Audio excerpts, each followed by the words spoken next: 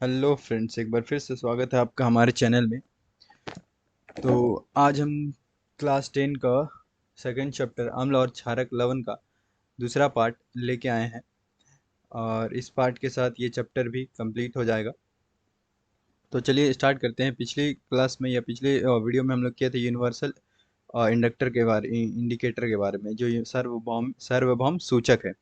यह सूचक किसी विलयन में हाइड्रोजन आयन की विभिन्न सांद्रता को विभिन्न रंगों में प्रदर्शित करते हैं। तो ये जो इंडिकेटर्स हैं, ये यूनिवर्सल इंडिकेटर्स जो सार्वभौम सूचक हैं, ये किसी भी विलयन में हाइड्रोजन आयन की विभिन्न सांद्रता को विभिन्न रंगों में प्रदर्शित करने के लिए उपयोग किए जाते हैं। तो इसके ये तो हम पढ़ चुके थे पिछले वीडियो में।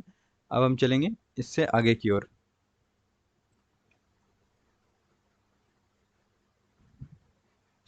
अब हम पढ़ेंगे पीएच स्केल।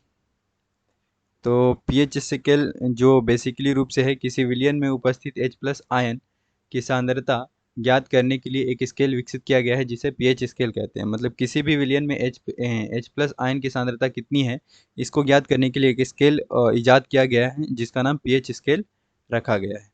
तो पीएच में पी जो है, इसका अर्थ होता है पुसांस। पुसांस यानी ये पोटेंज, जो एक जर्मन शब्द है जिसका अर्थ होता है शक्ति अगर। और पीएच के कुछ विभिन्न अंगों को जान लेते हैं। पीएच, जिस भी विलयन का पीएच मान 7 होता है उसे हम उदासीन विलयन कहते हैं। और जिस भी विलयन का पीएच मान 7 से कम होता है, 7 से कम होता है, उसे हम अम्लीय विलयन कहते हैं। और जिस भी विलयन का पीएच मान 7 से अधिक होता है उसे हम क्षारीय विलयन कहते हैं। ठीक है, ये बेसिक चीज़ है। किसी भी विलयन में पीएच मान अगर 7 है तो उसे हम उदासीन कहेंगे, और किसी भी विलयन में पीएच मान 7 से अधिक है तो हम उसे क्षारीय कहेंगे, और किसी भी विलयन में जिसका पीएच मान 7 से कम है उसे हम अम्लीय कहेंगे। यह स्केल 0 से 7 तक पीएच ज्ञात करने के लिए उपयोग में लाया जाता है। तो 0 से 7 तक इसका विस्तार है। जो 0 से लेकर 7 तक 0 से लेकर 7 तक जो है, ये हमारे इससे 7 से जो नीचे वाला पार्ट है वो अम्ल बतलाता है, और 7 से अपर वाला पार्ट को हम लोग अपर वाला पार्ट को क्षारीय बोलते हैं, और 7 जो है उसे हम उदासीन विलयन कहते हैं। तो इस तरह से आपके सामने स्केल दिया हुआ है, आप देख सकते हैं किस तरह से आपका प्रबल अम्ल, दुर्बल अम्ल और क्षारक के रूप में दिया गया है। तो दुर्बल अम्ल जो है वो H प्लस आयन की सांद्रता बहुत कम होती है, और प्रबल अम्ल में H प्लस आयन की सांद्रता बहुत अधिक होती है। जिस तरह से एग्जांपल में Cl2SO4 और HNO3 देख सकते हैं। उसी तरह से दुर्बल क्षार और प्रबल क्षार का ग्राफ दिया गया है। जो दुर्बल क्षार होते हैं उसमें OH माइनस आयन की सांद्रता जो है, ये OH माइनस इधर की ओर बहुत कम होता है, और जो OH माइनस आयन अधिक देते हैं वो उसे हम प्रबल क्षार कहते हैं, जैसे NaOH, KOH और CaOH का हॉल्टेज। ठीक है।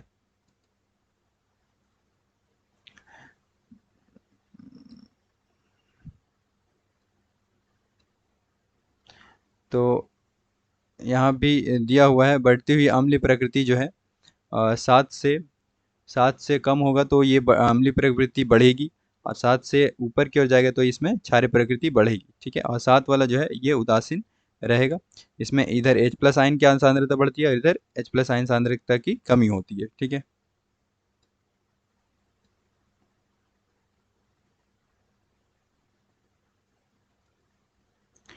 दैनिक जीवन में पीएच का महत्व। दैनिक जीवन में हम पीएच का क्या क्या महत्व उपयोग करते हैं। पौधे एवं पशु पीएच के प्रति संवेदनशील होते हैं। पौधे और पशु जो है पीएच के मन संवेदनशील होते हैं। जैसे हमारा शरीर जो है 7.0 से लेकर 7.8 का पारस रेंज के बीच कार्य करता है। हमारा जो शरीर का जो पीएच मान होता है वो 7.0 से लेकर 7.8 पीएच पारस के बीच में काम करता है। वर्षा जल का पीएच मान जब जब 5.6 से कम हो जाता है तो हम इसे अम्लीय वर्षा कहते हैं। तो अम्लीय वर्षा किसे कहते हैं, अगर क्वेश्चन में आ जाए तो आप यहाँ से उठाकर लिख सकते हैं।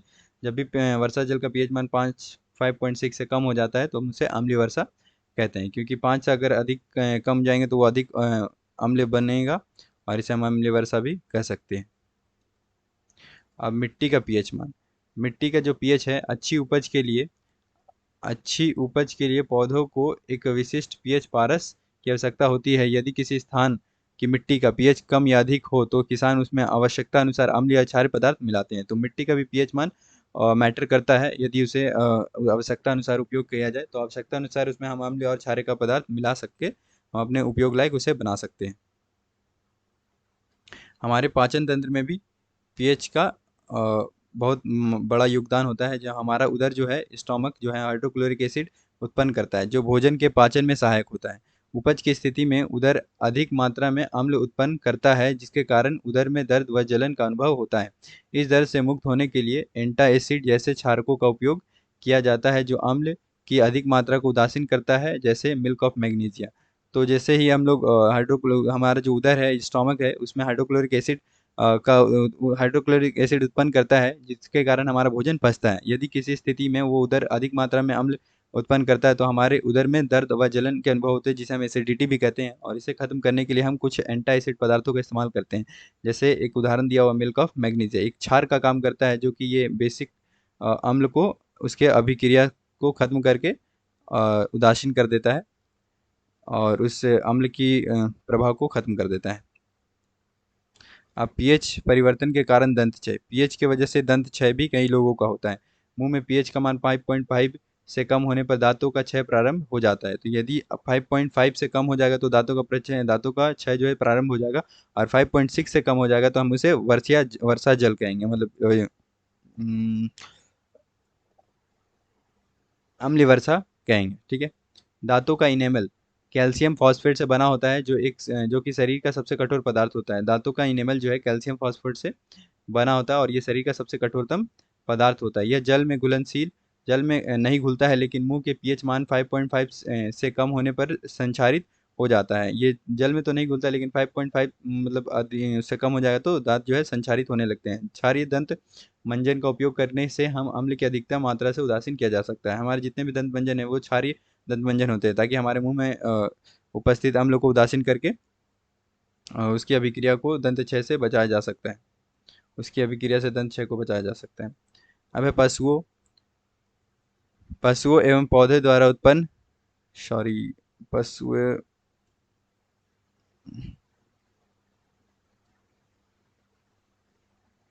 कहाँ चल गया, जस्ट लाइक, हाँ, पशुओं एवं पौधों द्वारा उत्पन्न रसायनों से आत्मरक्षा। जो पौधे होते हैं, कुछ पौधे और पशुओं जो है अम्ल रसायनों का उत्पादन करते हैं, उससे हम लोग आत्मरक्षा कैसे कर सकते हैं। जैसे मधुमक्खी का डंक एक अम्ल छोड़ता है जिसके कारण दर्द एवं जलन का अनुभव होता है।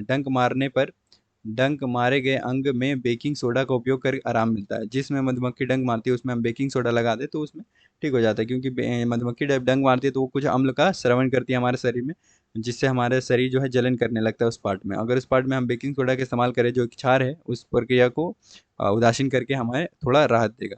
नेटल का डंक बॉल मेथेनॉइक होगा, मेसेनॉइक लिखा हुआ, मेथेनॉइक।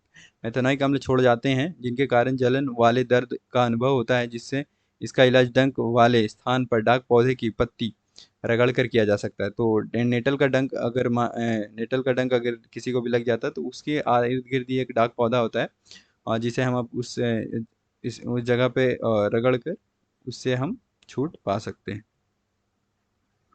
अब हम पढ़ेंगे लवणों का पीएच। तो लवणों का पीएच कैसे पता करते हैं, तो सिंपल सी है। अम्ल प्रबल अम्ल और प्रबल क्षारक जो है उदासीन लवण बनाते हैं जिसका पीएच मान 7 होता है। प्रबल अम्ल और दुर्बल क्षारक, यहाँ क्षारक जो है दुर्बल है, तो जो प्रबल है उसी का प्रभाव दिखेगा। तो अम्लीय व- अव- अम्ल अम्लीय अम- अम्ल प्रबल है तो इसे अम्लीय लवण बनेगा, अवन लिखा हुआ लवण होगा, जिसका पीएच मान 7 से कम होगा। तीसरे नंबर में प्रबल क्षारक और दुर्बल अम्ल का इस्तेमाल किया गया है। इसमें क्षारक जो है प्रबल है तो क्षारीय लवण होगा और इसका पीएच मान 7 से अधिक होगा।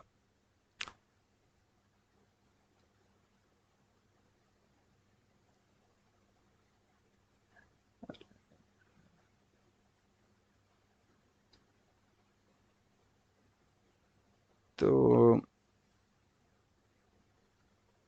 अब हम पढ़ेंगे साधारण नमक से रसायन कैसे बनाए जाते हैं। तो सिंपल है, साधारण नमक से 4 रसायन बनते हैं जो सोडियम हाइड्रोक्साइड यानी लवण वाले पदार्थ है। सोडियम हाइड्रोक्साइड एक हो गया, सोडियम हाइड्रोक्साइड, विरंजय चूर्ण, बेकिंग सोडा, धोने का सोडा, प्लास्टर ऑफ पेरिस, सबका इक्वेशन नीचे दिया हुआ है। ये कैसे कैसे बनते हैं ये सभी के बारे में हम लोग डीपली रूप से पढ़ेंगे। तो पहले नंबर पे आता है सोडियम हाइड्रोक्साइड। तो सोडियम हाइड्रोक्साइड जो है NaOH, सोडियम क्लोराइड के जलीय विलयन लवण जल से विद्युत प्रवाहित करने पर यह वियोजित होकर सोडियम हाइड्रोक्साइड उत्पन्न करता है। इस प्रक्रिया को क्लोर क्षार प्रक्रिया कहते हैं, क्योंकि इसमें क्लोर और क्षार का निर्माण होता है। तो सोडियम हाइड्रोक्साइड जो है सोडियम क्लोराइड के जलीय विलयन में अगर हम उसमें विद्युत प्रवाहित करेंगे तो ये वियोजित यानी टूट कर सोडियम हाइड्रोक्साइड हमें प्राप्त कराएगा NaOH। और इस प्रक्रिया को क्लोर क्षार प्रक्रिया भी कहते हैं, कि इसमें दोनों चीज बनता है, क्लोरीन और क्षार दोनों बनते हैं, इसीलिए हम क्लोर क्षार प्रक्रिया कहते हैं। इसके कुछ उदाहरण है, जैसे ये इसका इक्वेशन जो दिया हुआ है NaCl और H2O गिव्स NaOH Cl2 और H2 गैस। ठीक है, तो ये जो इक्वेशन है, ये इक्वेशन सोडियम हाइड्रोक्साइड हमें प्रदान करता है। ठीक है, ये सोडियम ऑक्साइड जो मुख्य उत्पाद है।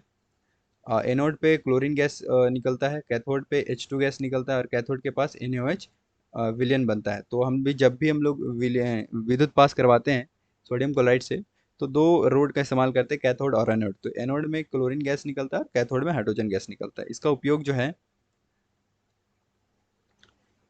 जो है पहला जो है ईंधन मार्गरीन के रूप में जलाने या ईंधन के रूप में किया जाता है। उसके बाद क्लोरीन का इस्तेमाल जो है जल की स्वच्छता और PVC और CFC पाइप में किया जाता है। ठीक है, और HCl का इस्तेमाल इस्पात की सफाई और औषधियाँ बनाने में किया जाता है। NaOH धातुओं को ग्रीज हटाने के लिए, साबुन, कागज बनाने के लिए इत्यादि। क्लोरीन प्लस सोडियम हाइड्रोक्साइड का जो विरंजक चूर्ण बनता है, इसे हम घरेलू विरंजन, वस्त्र विरंजन के लिए इस्तेमाल करते हैं। ठीक है, तो यहीं से पता चल गया आपको कि क्लोरीन और सोडियम हाइड्रोक्साइड के इस्तेमाल से हम लोग विरंजक चूर्ण बना सकते हैं, यानी एक क्षार, एक लवण और एक क्लोरीन से मिला के हम लोग क्या बना सकते हैं, विरंजक चूर्ण बना सकते हैं। तो उसी प्रक्रिया के अनुसार हम लोग पढ़ेंगे दूसरा नंबर, विरंजक चूर्ण। तो विरंजक चूर्ण जो है शुष्क बुझे हुए चूने CaOH का हॉल टॉइस पर क्लोरीन की क्रिया से विरंजक चूर्ण का निर्माण होता है। तो CaOH जो है कैल्शियम हाइड्रोक्साइड, और इसमें क्लोरीन को जब पास करवाते हैं तो ये अ, कैल्शियम कैल्शियम ऑक्साइड क्लोराइड देता है, तो जिसे हम विरंजक चूर्ण भी कहते हैं, और H2O वाटर बाहर निकलता है। तो इसका जो उपयोग है ये है मेन विरंजक चूर्ण, इसी का इस्तेमाल होता है वस्त्र उद्योग, सूती में लिनन विरंजन के लिए, और कागज फैक्ट्री में कागज फैक्ट्री में लकड़ी के मज्जे के विरंजन के लिए, रासायनिक उद्योग में एक उपचायक के रूप में, पीने वाले जल के जीवाणुओं से मुक्त करने के लिए रोगाणुनाशक के रूप में। अब पढ़ेंगे ये चार जो उपयोग पूछा करते हैं एग्जाम में, तो ये देख लीजिएगा ध्यान से। अब ये तीसरा नंबर जो है बेकिंग सोडा। तो बेकिंग सोडा कैसे बनता है? तो बेकिंग सोडा बनाने का जो प्रक्रिया है वो सोडियम क्लोराइड H2O, CO2 और NH3 का इस्तेमाल करके अमोनियम क्लोराइड बनाया जाता है, जिसको हम बेकिंग सोडा भी कहते हैं। और ammonium chloride NaOH sodium hydrogen carbonate, जिसे हम बेकिंग सोडा कहते हैं। यह दुर्बल असंक्षारक क्षारक होता है। असंक्षारक क्षारक का मतलब है ये क्षारक नहीं होता, मतलब क्षारक होता है लेकिन असंक्षारक होता है, इसमें हम लोग इसको संक्षारक नहीं कर सकते। तो खाना पकाते समय गर्म करने पर इसमें निम्न अभिक्रिया होती है।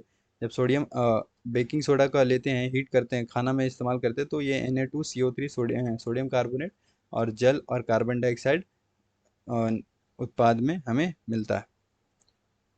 इस कार्बन डाइऑक्साइड का इस्तेमाल पावरोटी को फुलाने में भी किया जाता है।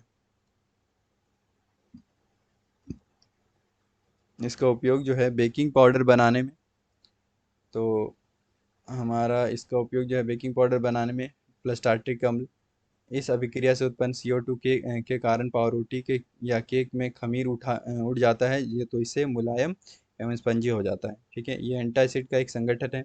इसका उपयोग सोडा अम्ल अग्निशामक के रूप में भी किया जाता है, अग्निशामक आग को बुझाने के इस्तेमाल में भी लाया जाता है। अब चौथा नंबर में 4 नंबर में है धोने का सोडा। तो धोने का सोडा का जो सूत्र है Na2CO3.10H2O, और ये सूत्र इस्तेमाल याद रखें ताकि एग्जाम में पूछा जाता है। सोडियम कार्बोनेट के पुनः क्रिस्टलीकरण से धोने का सोडा प्राप्त होता है। सोडियम कार्बोनेट का अगर फिर से क्रिस्टलीकरण किया जाए तो हमें धोने का सोडा प्राप्त होता है। यह एक क्षारीय लवण होता है। यह एक क्षारीय लवण होता है। जिस तरह से आप इक्वेशन में देख सकते हैं, सोडियम कार्बोनेट को अत्यधिक मात्रा में जल का इस्तेमाल करके हम इसे प्राप्त कर सकते हैं क्रिस्टलीकरण करके। तो इसका उपयोग कांच, साबुन, कागज उद्योग में होता है। इसका उपयोग बोरेक्स के उत्पादन में होता है। इसका उपयोग घरों में साफ सफाई के लिए किया जाता है। जल की स्थायी कठोरता को हटाने के लिए इसका उपयोग किया जाता है। तो जल की कठोरता को भी हटाने के लिए इसका उपयोग किया जाता है। अब पांचवा और अंतिम जो है प्लास्टर ऑफ पेरिस, ये भी इम्पॉर्टेंट है। ये पांचों इम्पॉर्टेंट था, इस पे ध्यान दें। और ये जो पांचवा नंबर है प्लास्टर ऑफ पेरिस का सूत्र है CaSO4.1/2 H2O। जिप्सम को 373 केल्विन पर गर्म करने पर यह जल के अणुओं को त्याग कर कैल्शियम सल्फेट हेमीहाइड्रेट और अर्धहाइड्रेट POP बनाता है।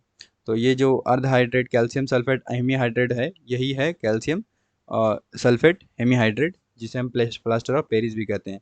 यह सफ़ेद चूर्ण है। यह सफ़ेद कलर का होता है, जो जल में मिलाने पर यह पुनः जिप्सम बनकर ठोस प्रदान करता है। तो जब भी इसे हम जल में वापस मिला देते हैं तो ये फिर से ठोस हो जाता है। इस तरह से आप इक्वेशन में दे सकते हैं। ये कैल्शियम सल्फेट हेमीहाइड्रेट हेमीहाइड्रेट यानी 1/2 H2O है। यहाँ पे 1/1 और 1/2 डेढ़ जल अणु को फिर से हम लोग मिला देंगे तो ये बन जाएगा कैल्शियम CaSO4.2H2O, जिसे हम जिप्सम भी कहते हैं। प्लास्टर ऑफ पेरिस का जो उपयोग है, हम्म, प्लास्टर ऑफ पेरिस का उपयोग, पहला उपयोग जो है प्लास्टर ऑफ पेरिस का उपयोग डॉक्टर टूटी हुई हड्डियों को सही जगह पर स्थिर रखने में किया जाता है, जिसे हम प्लास्टर भी कहते हैं। और जो किसी भी हाथ हड्डी टूटने पर जो प्लास्टर लगाया जाता है, यही होता है, कैल्शियम सल्फेट हेमीहाइड्रेट का ही प्रयोग किया जाता है कभी प्लास्टर लगाने में। तो डॉक्टर इसे हड्डी टूटने में इस्तेमाल करते हैं। और इसका उपयोग खिलौना बनाने में, सजावट का सामान बनाने में किया जाता है। इसका उपयोग सतह को चिकना बनाने में भी किया जाता है। अब ये क्रिस्टलन का जल क्या होता है? तो क्रिस्टलन का जो जल है, क्रिस्टलन का जल लवण लवण के एक सूत्र इकाई में जल के निश्चित अणुओं की संख्या को क्रिस्टलन का जल कहा जाता है। अर्थात किसी भी समीकरण या किसी भी इक्वेशन में जितने भी जल के अणु होते हैं उसे हम क्रिस्टलन का जल कहते हैं। जैसे उदाहरण के लिए आप देख सकते हैं कि पहला में CuSO4.5H2O, तो यहाँ पर ये 5 अणुओं का जल है। यहाँ पे कितना है? 5 अणुओं का जल है, तो इसे हम क्या बोलेंगे? 5 अणु। क्रिस्टलन का जल कितना है? इसमें है 10, तो इसमें हम बोलेंगे 10 जल के अणु हैं। और इसमें है 2, तो इसे हम बोलेंगे 2 जलों के अणुओं की संख्या है। तो इसके साथ ये अम्ल, क्षारक एवं लवण का चैप्टर यहाँ समाप्त होता है। तो वीडियो अच्छी लग रही हो तो लाइक और सब्सक्राइब जरूर करें और शेयर तो दोस्तों में ज़रूर करें। Thank you.